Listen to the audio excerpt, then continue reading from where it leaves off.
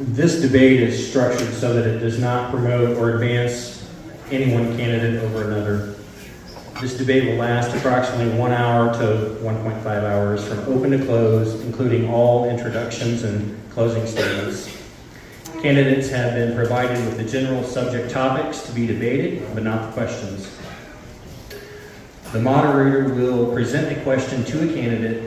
The moderator will allow rebuttal responses from the other candidates and possibly a final rebuttal response from the candidate who received the original question if the moderator determines that the dialogue is important to continue. Some questions may not require a rebuttal response.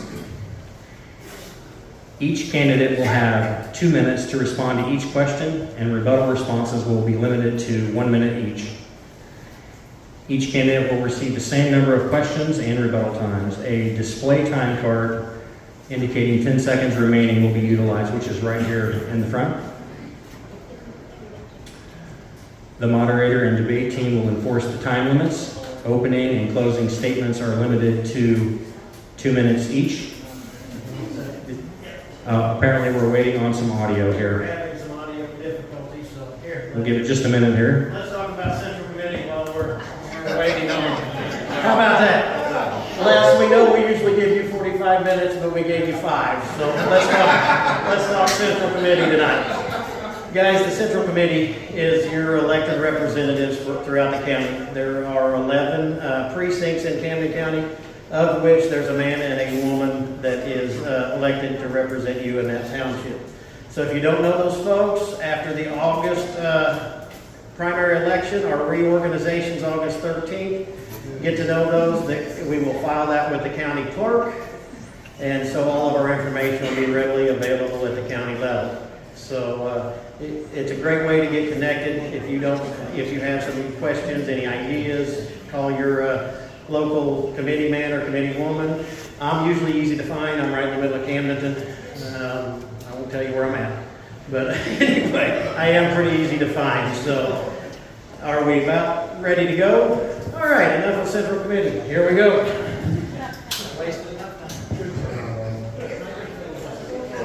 Yeah, that was a good filibuster. Yeah, so we will start with opening statements, and we'll start with Jeff Bernetti, 2-minute introduction. All right, thank you for having me. Thanks to the Central Committee, the Republican Club. I want to welcome everybody. This is another great turnout. I think Lisa and I would both agree it's wonderful to see this sort of Republican support. Whomever you vote for in any of the races is just wonderful to see. Thanks to Riverbird, what a great site this is. Thanks to their staff. My wife may want that sign that says 10 seconds left because she'll want to shut me up later, so this will be great. She's right back in the back, she can borrow that. But no, thank you so much for the opportunity. There's been a lot of friendly faces in the audience. We really appreciate the support. Obviously, this is a journey. It's a struggle.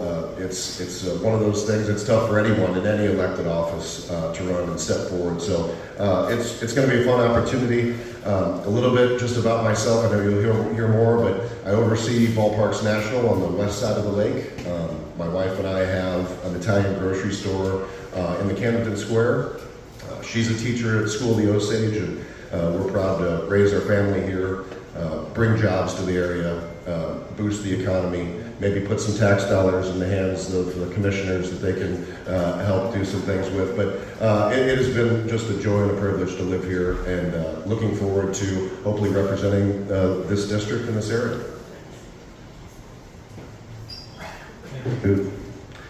Well, next will be Representative Lisa Thomas, 2-minute introduction. Good evening, everybody. It is absolutely a pleasure to be here. This is a wonderful facility, great weather, a little more breeze would be helpful, and maybe another fan in here. But other than that, it's phenomenal, and it is great to see so many faces. And so far, I see all the eyes are open. That's wonderful. So we hope you stay that way. Want to entertain and inform. I am very blessed to be your state representative. My first district, when I was elected in 2020, was the 124th, Park Miller and Park Camden County. With redistricting, I was brought entirely within Camden County, so District 123. And as I said, greatest area of the state of Missouri, beautiful district, freedom-loving. Couldn't ask for a better district to represent. I feel I'm I'm very well aligned with the values here. I'm fully engaged in the community, out and about. I'm not a career politician. I'm actually a psychiatrist. Never in my wildest dreams would have imagined that I would be running for office. That's just not my style. But again, circumstances lead you in certain directions at a certain point.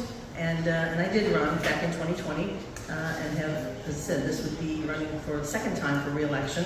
And I believe I have given good constituent service. It's the most important thing we do as state representatives. I'm willing to meet with people anywhere, anytime, and constantly meet people, whether I'm at Walmart, the post office, we're talking on the phone, or email or text.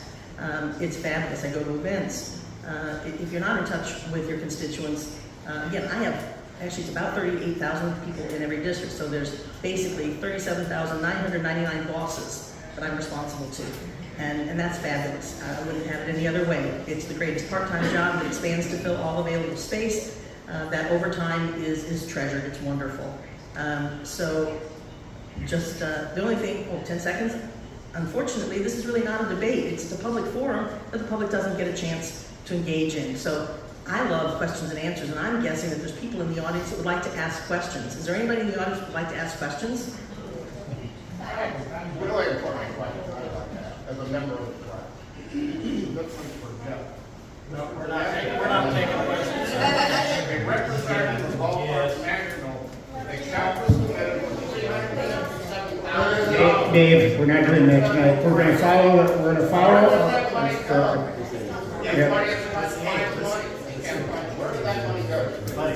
Please respect how we're doing this, please. I said, please respect how we're doing this evening. You can't follow the rules now. Yeah, so. That's, What don't you understand about that? That's their time, not yours. so, as a member of the press, You can ask questions after. This is a debate. yeah, we'll let the debate begin. Yeah. I won't ask any more questions. very good. Thank you very much. Let's continue. And to clarify, this is not a forum, it is an actual debate. The first question is to Mr. Jeff Bernetti. You have been somewhat critical of Representative Thomas for not doing enough to help local businesses and the local business community. What would you do to bring business and industry to Camden County that is not currently being done? 2-minute response. Yeah, I think, again, it's a difficult job, as she said. However, I think that there can be more done to reach out to the constituents. I think being more involved in the community, I'm on multiple boards, multiple different options to actually see the troubles that we're having here. A couple of different things too that I think that we need our representation to work with municipalities, state agencies. We're going to have a major transportation issue here, especially on Highway 5, especially, thank God, the toll bridge is open, but the Highway 5 is going to get very congested. We've already seen the news about the Camdenton area, that might back up. We need people fighting for those things, which again, furthers transportation things, furthers business here. I think the big thing though is actually just being engaged in the business community. Again, that's a lot of the people that encourage me to run, is having somebody with insight into what are the issues that developers face, what are the issues that small businesses face, what are the issues that families that struggle face. That's certainly one. And then obviously with our business being in Max Creek and an agricultural area, those guys, especially the Farm Bureau folks, are facing a lot of challenges that they're looking for help on the state level. I know there's issues with meat packing, that there's a lot of competition for those folks, especially in the field of not real meat, labeling issues, things like that, but they're just not getting the help on the state level. And those are the things that I think our representation really needs, is to be engaged, be active, have active forums constantly, not just around election times, not just around times that are popular to be there. Again, I go every Wednesday to Rotary. I'm always in different clubs, different organizations. You hear from the charities that need things. You hear from the business owners that need things. And that's what I think that we're looking for. Thank you. Representative Thomas, 1-minute rebuttal.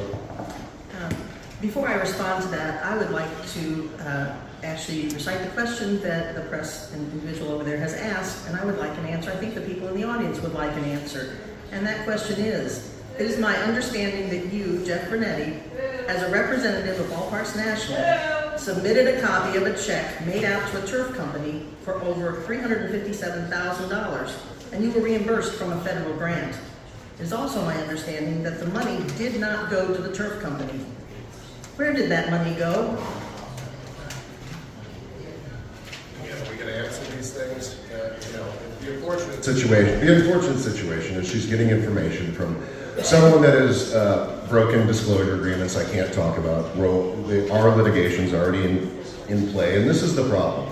You've got the Axiom monster. You've got the state Republicans going after people that, God forbid, we give a challenger to someone on the local level. So I will just say there's no legal issues whatsoever with Ballparks National. Everything is in order. Everything is fixed. There's absolutely no issues whatsoever. No legal proceedings. The project's moving forward. Thank you. This question is, John's first question, Lisa Thomas. Politicians in Jeff City use compromise to accomplish legislative goals. Are there any deeply held positions? Would you like me to repeat it again? Okay, Lisa Thomas. So let's Okay, everybody be quiet for just a minute, please. Representative Thomas, I read the rules. The person who receives the question gets 2 minutes. The opposing candidate gets a 1-minute rebuttal, and then, you got a 1-minute rebuttal, and then he got a you did. The microphone was not off. Yes, your rebuttal was to read off your paper that you did. That was your. Yes, it was. So we're going to move on. This question is for Lisa Thomas. Politicians in Jefferson City use compromise to accomplish legislative goals. Are there any deeply held positions or principles that are non-negotiable for you? 2-minute response. I think plain and simple, the Second Amendment shall not be infringed. I don't think you need it any more clear than that. That is a red line that we do not cross. There are other principles that we, as Republican principles, we do not compromise on. There are a lot of things, however, that even within the Republican Party, we have slightly different perspectives on. And there is compromise to come up with that, as a matter of fact, in our very Constitution, the Missouri Constitution. Just so that people know, and I need to find it real quick here. Sorry about that. And hold eyes, we need to assist a little bit. Article 1, Section 1 of our Missouri Constitution talks about the origin of our power, and it talks about, of course, that everything originates from the people, but it says that it is instituted solely for the good of the whole, which would imply that there is room for compromise to get the whole included. Thank you. Jeff Renetti, 1 minute. No, as you look at this question, it's obviously one that's all based on your personal beliefs, and as a man of faith, a family man, I think the things that certainly I wouldn't compromise is anything that's against those values and beliefs. Again, I think the legislation situation comes together through teamwork, compromise, listening to different values, listening to different beliefs, understanding what the other side of the aisle has, understanding what conservatives want, understanding what we want. But our big thing is, and my personal thing is, to never sacrifice my personal beliefs and never have that stand in the way of any bill, any issue, and hopefully that will align with all of our constituents as well. Thank you. 1-minute response, rebuttal. Again, there are things that at times we do need to compromise on, not foundational principles, but there is wiggle room in terms of definitions, exactly how, for example, and I know we're going to come up with it, but even school choice. We need to be able to have discussions, full discussions about these topics, and not have a single-minded, one direction answer. There's okay, thank you. Hold on a second.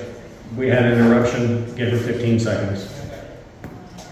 So again, Please finish. Republican platform I fully support and have supported. I've signed the Taxpayer Protection Pledge. which again doesn't mean that there's no possibility of raising a tax, but you have to have a corresponding, at some point, tax decrease so that you remain revenue neutral, and preferably the taxes are lowered. We like smaller government, lower taxes. Those are things we don't compromise on. We're certainly not wanting to become a welfare state. There's lots of things. We protect the unborn. Those are things we don't negotiate. Thank you. The next question is to Representative Thomas. With regard to school choice, you recently voted for a school choice bill. Homeschool families fear this version of school choice will allow the state's Department of Education to interfere with their homeschool environment. Public schools fear it will harm them financially. Is this fear by homeschool families and public schools valid, or is it unfounded? 2-minute response.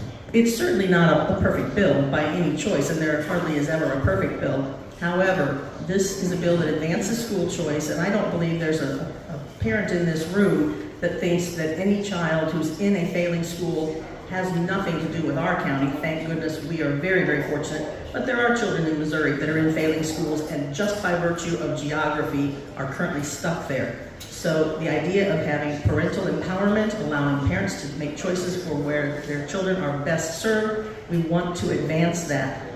In this bill, homeschoolers, traditional homeschoolers, are walled off and protected much more so than they were prior to the bill. Family FPE, the family-paced education, are those families that would like to take advantage of some of the savings programs, empowerment scholarships, etc. For example, someone who might have an autistic child would benefit from using some of those programs. Yes, there are strings when you use anybody else's money, but those families have chosen to do so. And as homeschoolers, they should have that right to do so. Public school got some benefits from this bill. Bill Eigel and the Freedom Caucus supported this bill. They supported the bill before the fixes about the gun issue, for example. I was a no and had told folks that I was a no. We talked about all of that until we got the ability to make some changes in the bill. And I asked homeschool families, and many of them did say, if you could make sure that the homeschool would not be described as a school, therefore you wouldn't have any gun confiscation or those rules apply, then they were okay with the bill.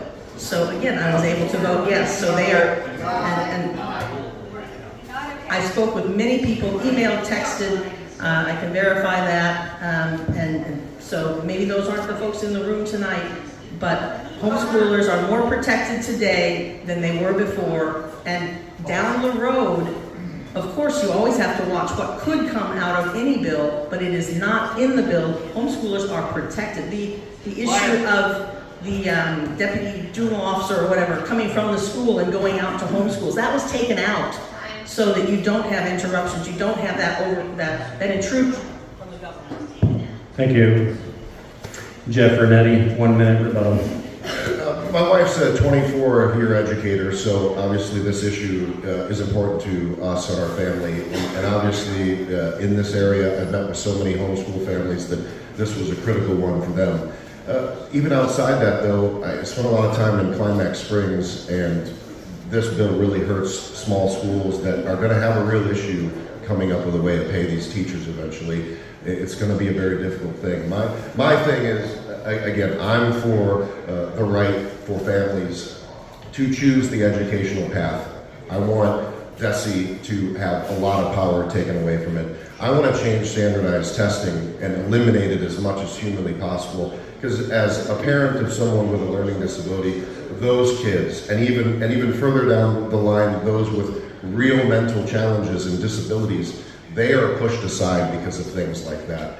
So education will be a very important thing to me should I win the election, and you will have my word that I will not go against the wishes of the district.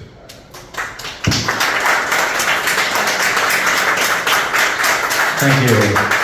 Final rebuttal to Representative Thomas, 1 minute. And actually, I'd like to go back to some comments that Mr. Renetti made earlier, and he implies that I'm not fully engaged in the community. He's also said that I don't live in the community, and of course, I hope people realize that you're mandated to live in your district. So if he truly thought that I didn't live in my district, he should have filed an ethics complaint, but I don't see that he did. And actually, again, back to the issue of this question, this $357,000 plus has not been accounted for. Yesterday, in the CDB, they said this issue is not resolved. It is not resolved at all. As a matter of fact, a direct quote from the board president was, Vernetti admitted he did not pay the turf company, and he said there is no canceled check, no bank statement. The money is still not accounted for, and that is federal grant fraud. There is no non-disclosure. Sorry, Mr. Vernetti, there is no non-disclosure, and Heather Brown has told you that. So the people that are privy to the information from the CVB, who know this information, are getting it out, and there is no non-disclosure, so any threats Thank you. to slander are not functional. This is the, let's move on. Not on that. No. This is a question for Jeff Vernetti. Casinos could possibly transform the lake with new jobs and industry. It could also potentially cause problems with traffic, crime, and tourism. Do you support casinos coming to Lake of the Ozarks? 2 minutes. Yeah, the unfortunate thing about the casino issue is we're not going to, legislation wouldn't have a say. It will be up to the voters. They'll have it on the ballot. Personally, again, being born in St. Louis, I lived in Cape Girardeau when we went to school. We've seen the casinos build up, and you see the goods and bads. In the area, I would answer it as a business owner. We desperately need hotel space, convention space. Those things would be a benefit. But personally, I'm not a gambler, not necessarily for those things. So I will be voting no. I don't think it will matter, though. Things like sports gambling, the casinos will be on the ballot. Then they will pass statewide. To answer, again, I don't know why we keep going back to this. The issue is when you have someone that's never developed anything, you have no idea how difficult these things are. A simple accounting thing has been spoken for. It's been taken care of. We have no charges. And again, I can't speak anything more because, again, our organization does have a non-disclosure agreement with the individuals that we are working with.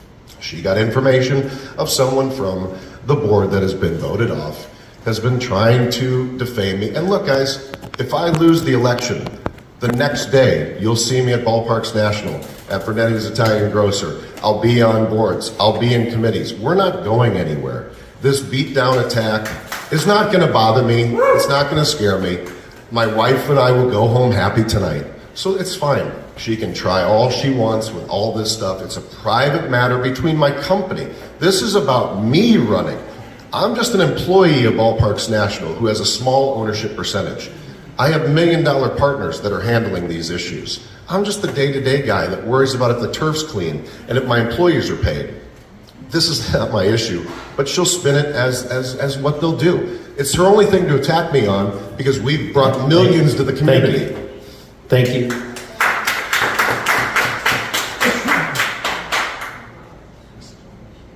Lisa Thomas, 1 minute. Again, many people on the CVB, they all know that this has happened, and it's not a matter of non-disclosure. There is unaccounted for money, which, as I said, they have described as federal grant fraud. The Department of Economic Development is, even as we speak, determining their legal options. This is absolutely not resolved. It's a slick response, but it's not true. And again, he's very comfortable lying. As I said, he stood right next to me and said, I don't live in the district. And if he's that comfortable lying about something so easily misproven, what else is he lying about? No, I've never started a business, but I certainly support business. I understand business. I just happen to spend my career in hospitals helping people. Thank you very much. Thank you. One minute. Speaking of lying, you can apologize to all the people in the room that you lied to about the vote. And I've never said you don't have a house here. Of course you live here. I'm not an idiot. I know that. I just know that you have 2 houses in Columbia. Whether you live there or not, that's your business. I'm just saying you have other houses. That's all I've ever said. I never said you didn't live here full time. You just don't live here. Again, I will continue to not answer and bring my company's issues into this. I would rather answer issues, and I'm sure these people would like to decide whether they'd like to vote for me and my beliefs or continue down the path that we're on. And that's what I hope we get to do the rest of the evening. Thank you. The next question is for Jeff Vernetti. Are Republican leaders in the House of Representatives doing a good job for the citizens of Missouri? If not, what should House leadership be doing differently? 2-minute response. Yeah, unfortunately not with the supermajority, and I know even this is something we could agree on. I think that all Republicans wish there was more that was done this last session, especially with IP reform. The system is broken. It's set up for 1 or 2 people to control the issues. You can't have debates like this. The speaker can decide what comes on the floor and what doesn't. Unfortunately, it's a system issue, not necessarily one that any one rep, especially someone that would be new in office, can control. It's really unfortunate that any representative can't bring their constituents' issues to the floor, fight for their area. So yeah, I think more would have been done this last session and really the last several years if the leadership had some oversight, had different rules, had different policies. It just doesn't lend itself much for anyone that's not controlled by or votes with the leadership to ever get anything done. Thank you. 1-minute rebuttal, Lisa Thomas. I agree that there are rule changes that need to happen and things that I would like to see happen, one of which already will. They're going to take away what's called the slot system, which at this point, this past year, any bills that came out of committee before spring break, which is really the bills that have the really only chance or the greatest chance of passing, you could only have 2 from each committee. So what it empowered was chairmen to hear their bills and then load those up as omnibus bills, all of which are bad ideas. I mean, the chairman's bills shouldn't, or chairwoman, depending, shouldn't be any more important than any bill that's referred to a committee. And the idea of omnibus bills is just abhorrent. I think Johnny on the street corner should be able to read a bill, understand what it says. It should be short and simple for everybody so that you know what a yes means and know what a no means. So I do believe we need to have, we will have no slot system, which will be very helpful. I would like to see us, okay.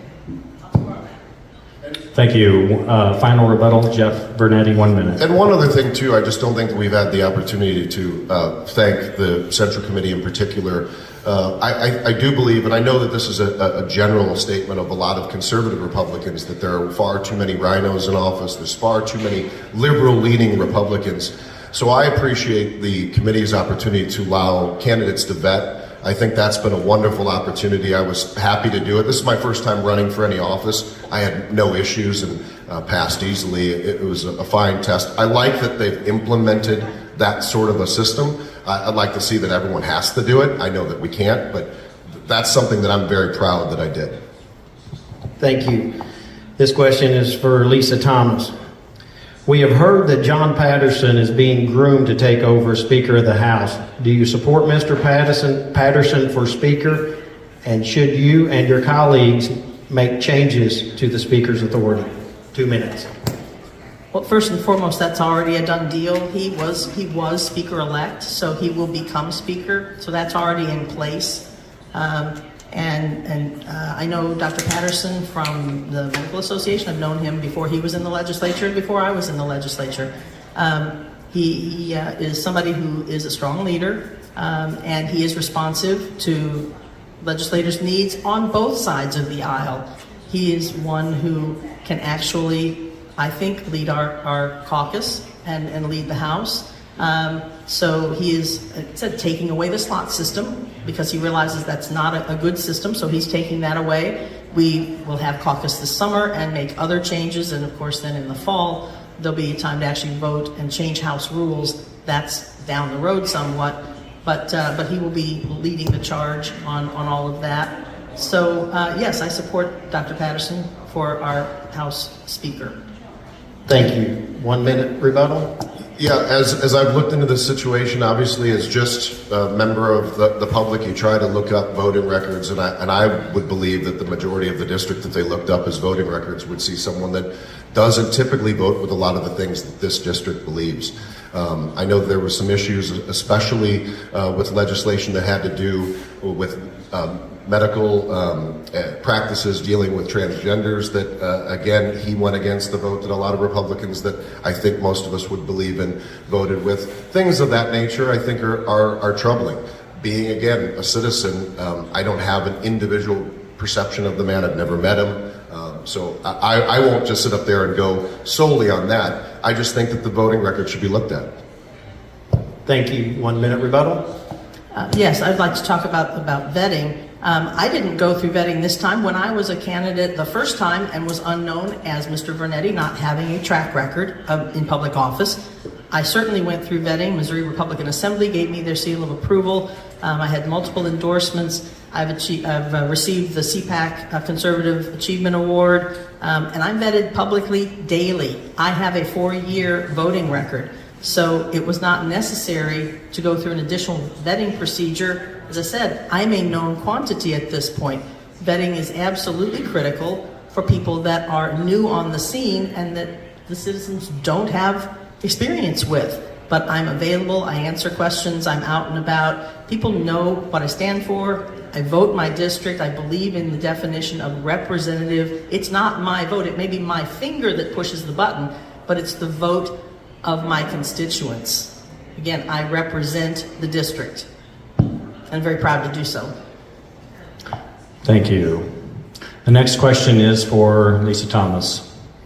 What legislation have you championed to improve the lives of Camden County residents? 2-minute response. Sure. At this point, actually one this year that will be refiled and pre-filed next year again is MoPower, the Missouri Patrol on Wave Runners, to address the fact that we do not have enough law enforcement and first responders on the lake. We don't need to change our laws and have more restrictions. We need people to follow the rules and regulations as they currently are.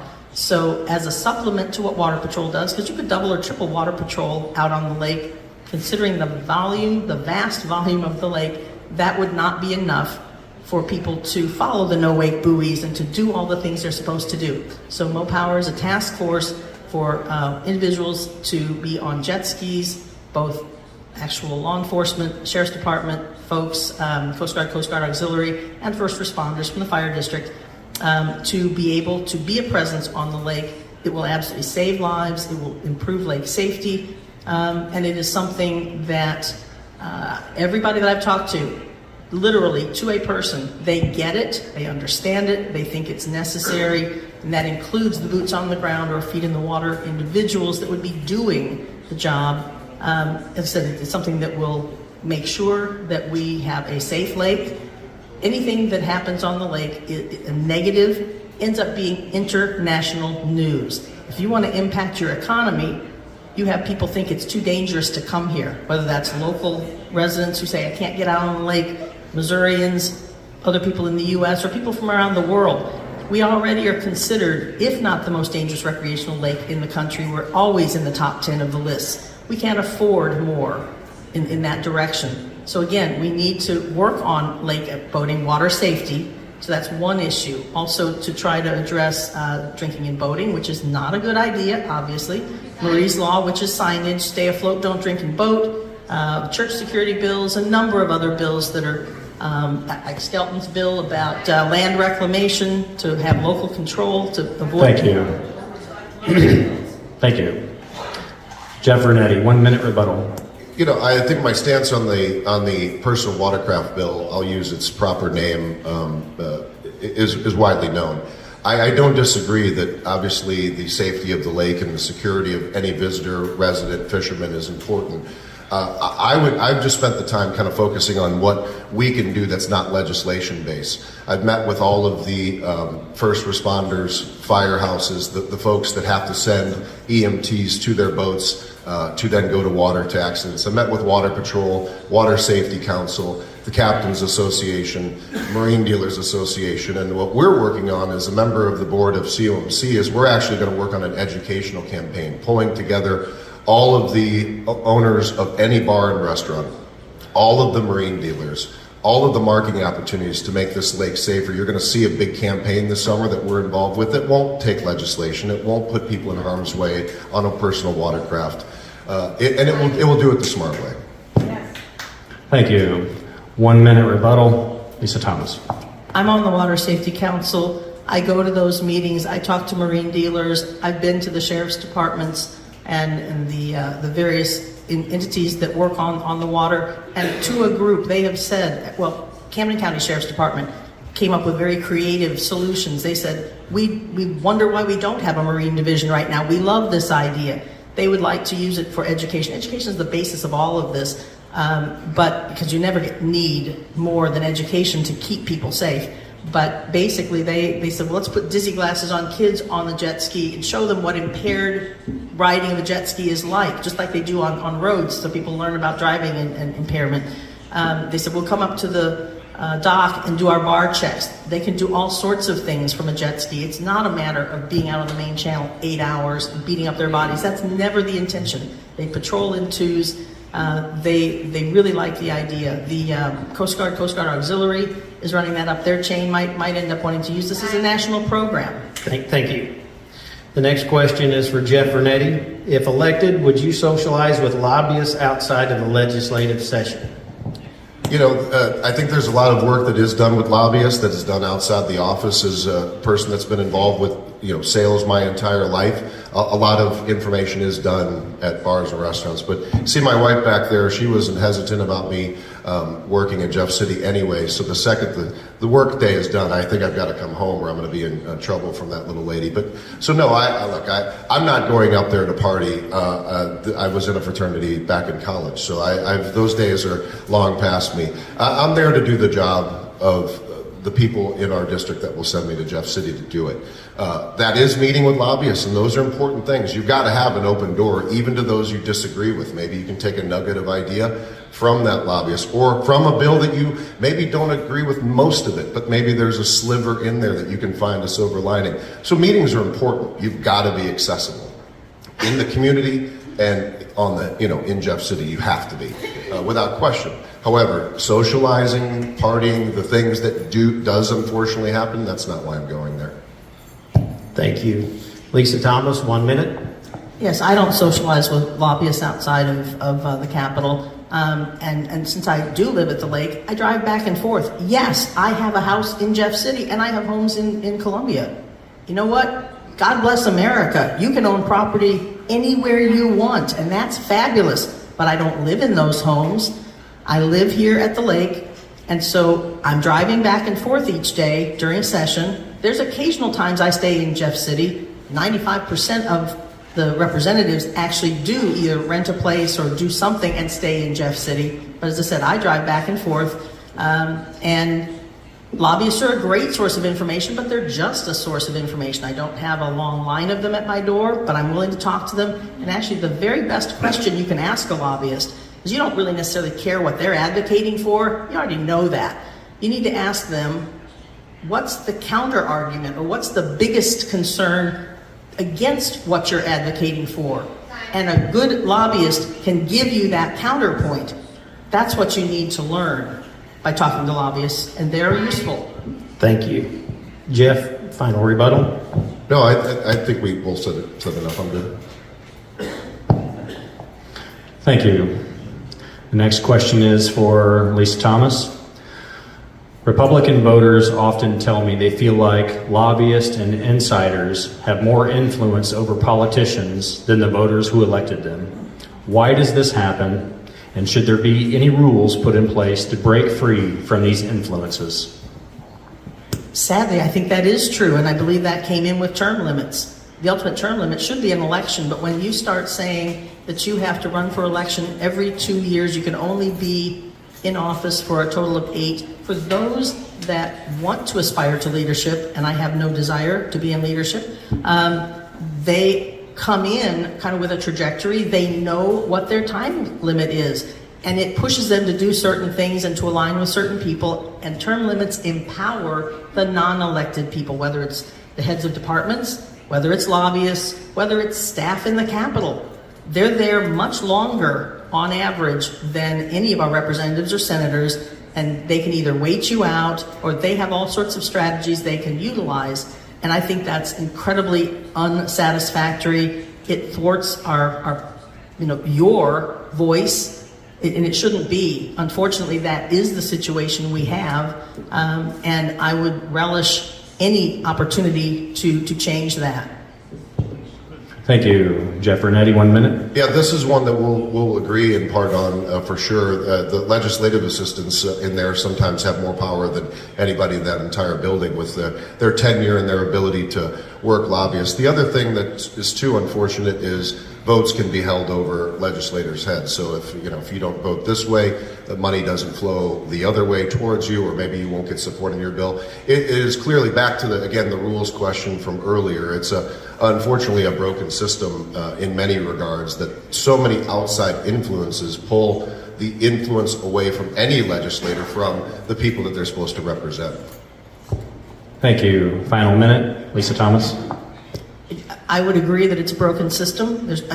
Washington is the big swamp. Jefferson City is the little swamp. There's no question about that.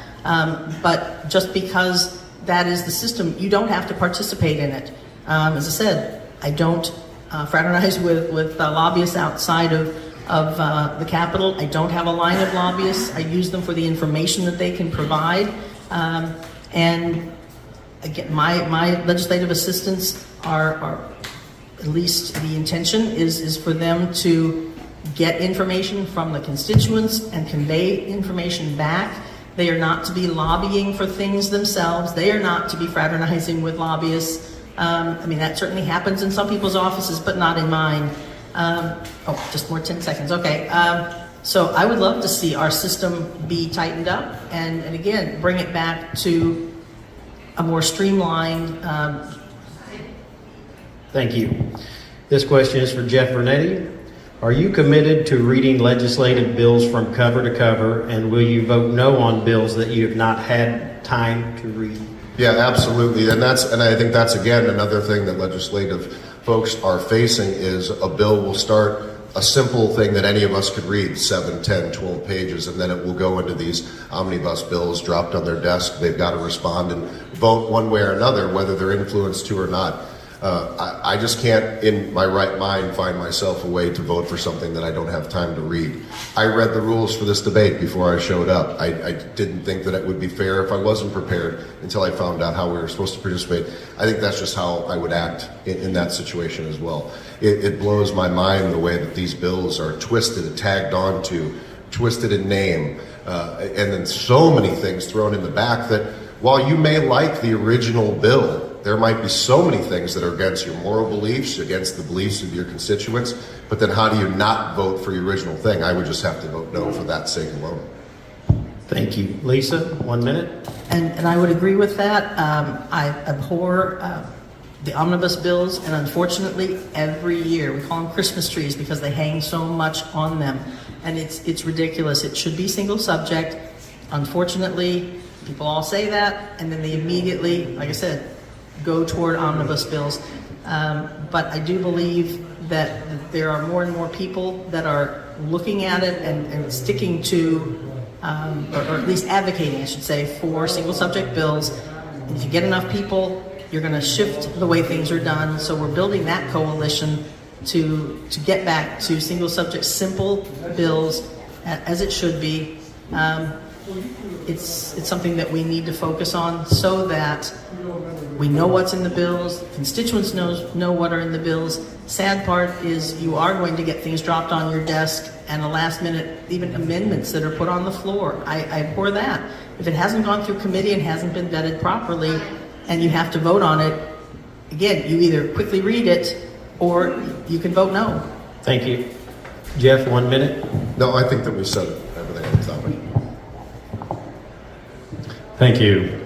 The final 3 questions will be answered by each of you, starting with Lisa Thomas. You will each receive 2 minutes. Lisa, why should Camden County Republicans support you instead of your opponent? 2-minute response. Okay. I've been in office now for 2 cycles or 4 years, and I believe that I'm well aligned with the district. I am fully engaged in the district. As I said, I'm on multiple boards. I'm out and about with people. I'm seen everywhere. I do live here. I said very simple, and I love this area. I am open and always asking for feedback, because if there is an issue or a concern, then I want you to bring it to me. If there's something that I haven't done, I'm on the radio. I love questions and answers. It's fabulous to be able to interact in that medium as well as any and all aspects. So I feel like, again, I'm able to represent the district. I'm able to spend more than part-time. It is a part-time job, but I treat it as much more than a part-time job. I call it the part-time job that expands to fill all available space, and I do not begrudge that in any way, shape, or form. So I am honored and humbled to be able to represent this district. I think the day that you drive up to the Capitol and you are not in awe of the fact that your temporary office is that piece of living history is the day you turn around and go home. Thank you. Jeff Vernetti, why should Camden County Republicans support you instead of your opponent? 2 minutes. Yeah, I think the issue is I think that anyone is looking for representation that will truly represent not only the values but the things that our community in general is striving for. And that's all that my wife, my family, my staff, my children, my investors, my partners, whoever it is, we've fully embraced and dove into every element. Building things is tough. The grind is real.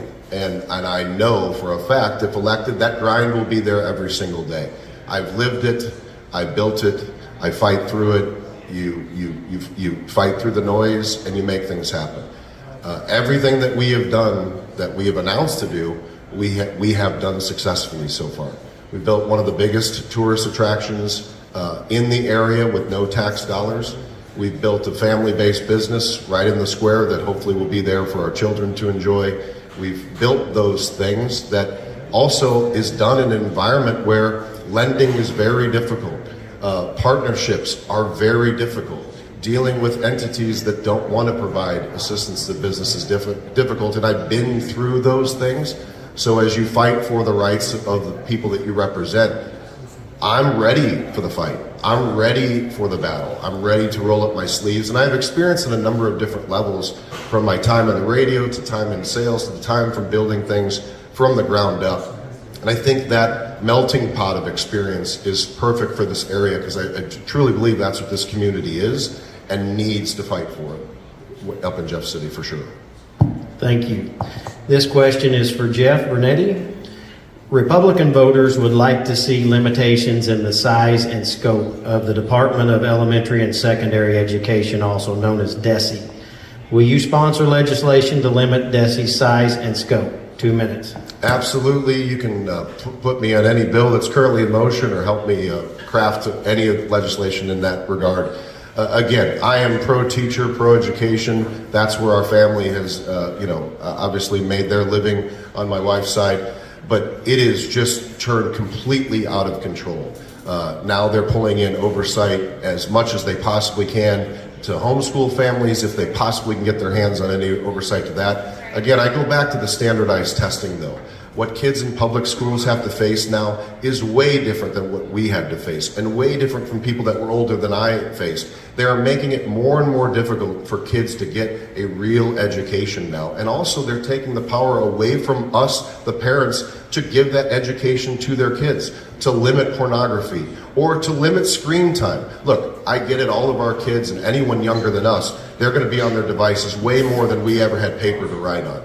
But you still have to teach those values, and we're skipping over that and looking for just the next handout in financially. We're looking for the next thing that we can prey upon small school districts. I really and pray that Max Creek and Climax Springs are here in 10 years. The more the system suffocates schools like that, the more those little tiny communities go away. And then it's just all these big omnibus schools. I will never be a part of that. Thank you. Lisa Thomas, same question. Republican voters would like to see limitations in the size and scope of the Department of Elementary and Secondary Education, also known as DESE. Will you sponsor legislation to limit DESE's size and scope? 2 minutes. I'd be happy to do so. That's not actually my wheelhouse. I would be happy to do it, however, and I certainly support the idea. I wish we could get rid of DESE. We talk about that in caucus. And we need to have less intrusion into the school system. We need to talk about just getting back to basics. Where is the reading, writing, arithmetic? Not DEI, not critical race theory, not furries, not gender neutral bathrooms and making sure that you properly gender an individual, or you're in trouble and you need to be kicked out of school for that. And boys should be in boys' sports, girls should be in girls' sports. I mean, those are pretty basic ideas, but let school teach, which is what they're supposed to do. Parents should be empowered, and DESE needs to be limited. Absolutely. Thank you. The final question will start with Lisa Thomas. Lisa, what is the main purpose of representative government as outlined in Article 1, Section 2 of the Missouri Constitution? Well, again, it's pretty simple. It's to protect your right to life, liberty, and the pursuit of happiness. The rights are derived and come from the people. We should be able to be free to live our lives without government intrusion. There certainly are certain functions that government provides, but limited and not to intrude on us being able to, as I said, live free and independent lives. Thank you.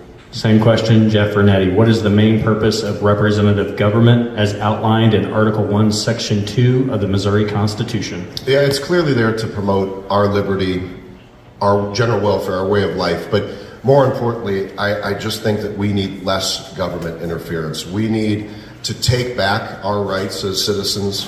Our personal lives are infringed on far too much. It shouldn't be this hard to earn a living nowadays. So I think government's job more than anything is to stay out of the way. Thank you. This concludes the questions and answers for this. We appreciate it, both of you. And then we are going to give each candidate 2-minute closing statements, starting with Lisa Thomas.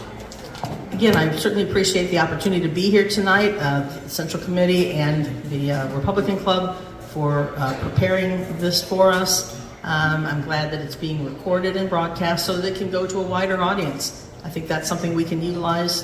Technology is great when it's used as a supplement to get information out, as long as people are cautious with what they do on technology.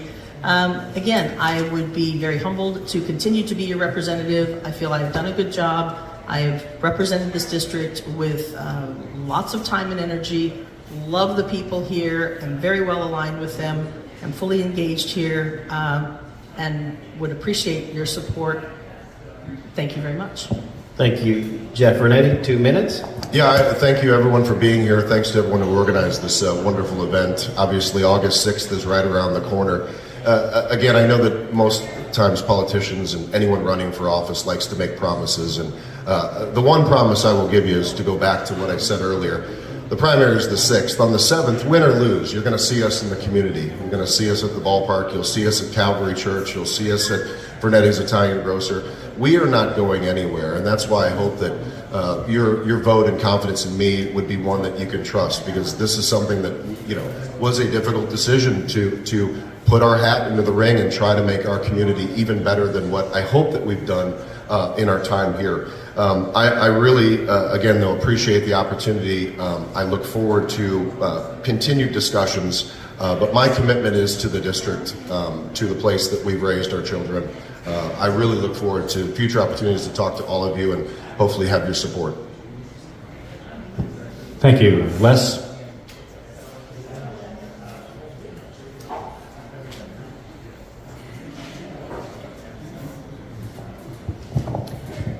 Well, thank you to everyone for being here tonight. I hope each of you found the responses of value to each of you as you look upon both of these candidates. And I want to thank both Lisa and Jeff for being here very much.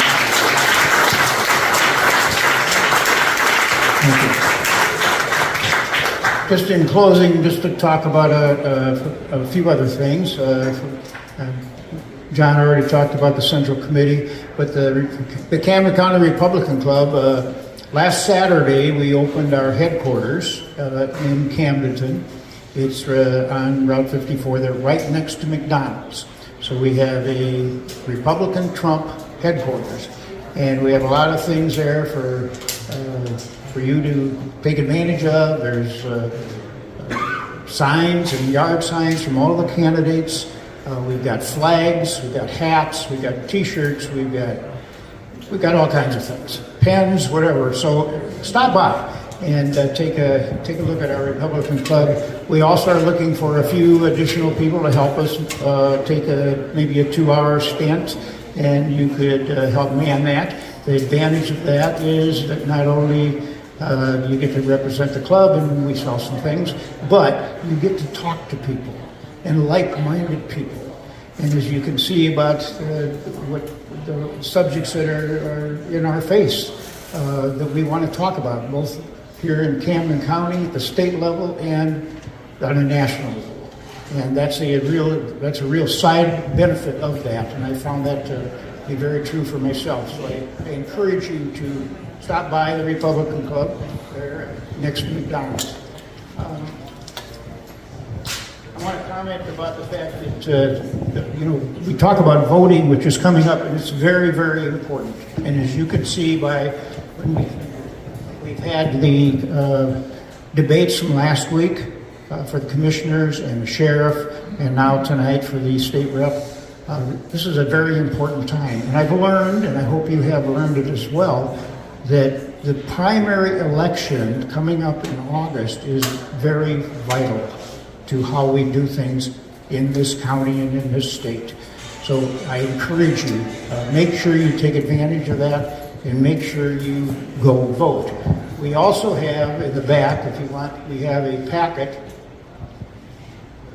that has been put together about voting and what are all the things that have to do that, when you have to register to vote, the timeline on that, how do you do that, where you can get the information. There's going to be a number, we've got the candidates on there, but there's going to be a number of other things that are going to be on the ballot in August. And if you look at, and I know John has commented about it in the past, our turnout in Camden County is not very good from a standpoint of registered voters. For example, this past spring when we had the election, I think we had like 10% of the people that came out to vote. And this primary is very, very important. I can't stress that enough to everybody.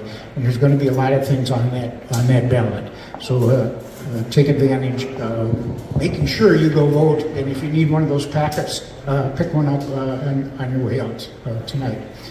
I also want to mention from the Camden County Republican Club that our next meeting that we're having will be in July. It's July 16th, and we are, if you've been familiar with our club, we've been meeting at the Community Christian Church in Camden for the last couple of years, and we are changing our location starting in July. We're going to meet at the Osage Beach Community Center, which is right there on 54 next to KRMS Radio. So if just put that on your calendar, you get our information by being a member, you'll be able to get all that information. But we're going to make a change on that and move away from the church setting into the community center. Thank you again for being here tonight. Thanks for Riverbird for what they've done for us in this last few debates we've had, and we appreciate that very much.